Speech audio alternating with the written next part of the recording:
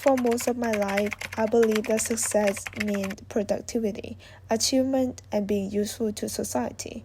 The more I accomplished, the more valuable I felt. I was always busy, always working, always thinking about the next task, the next responsibility, the next goal. Even when I was exhausted, I continued moving forward because I believed that slowing down meant falling behind. Without realizing it, I had adopted what this course described as a materialist operating system, a way of living where achievement and productivity become the measure of human value.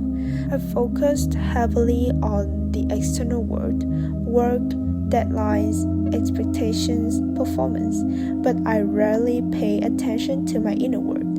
I treated my mind as a tool for solving problems, my body as something that simply carried me through responsibilities, and spirituality as something abstract and distant from daily life. At first, this way of living seemed successful, but over time, something inside me slowly became exhausted. There was a period in my life when I felt emotionally burned out. I felt lonely even when surrounded by people. I lost motivation, I lost clarity, and despite continuing to function normally on the outside, internally I felt disconnected from myself. What disturbed me most was not physical exhaustion, but inner emptiness. This course helped me understand that many of the pressure controlling my life were not only external realities, but also objects of consciousness living inside my mindscape. Thoughts, memories, fear of failure, self-judgment, expectations, the constant pressure to maintain a successful image of myself.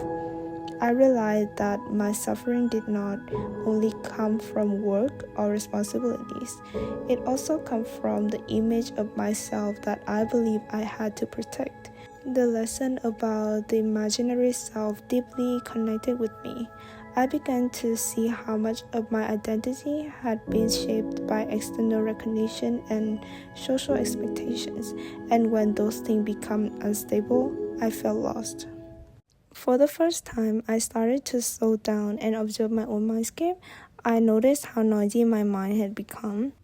I was constantly thinking, worrying, planning, comparing, and judging, rarely allowing myself to simply be present. One of the most meaningful lessons from this course was the idea that body, mind, and spirit are not separate. When one suffers, the other suffers too. I began to understand spirituality differently, not as a religion in a narrow sense, but as self-awareness, reflection, connection, and the search for meaning beyond performance and achievement. Spirituality becomes the ability to pause and ask deeper questions.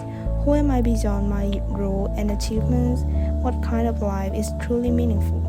What does it mean to live consciously? The discussions about death also changed my perspective on life. They reminded me that life is temporary, and because life is temporary, meaning matters deeply. This course did not give me final answers about spirituality, but it changed the way I look at myself and at life. I once believed that growth meant constantly moving faster and achieving more. Now I believe real growth sometimes begins when we finally become quiet enough to observe our own mindscape.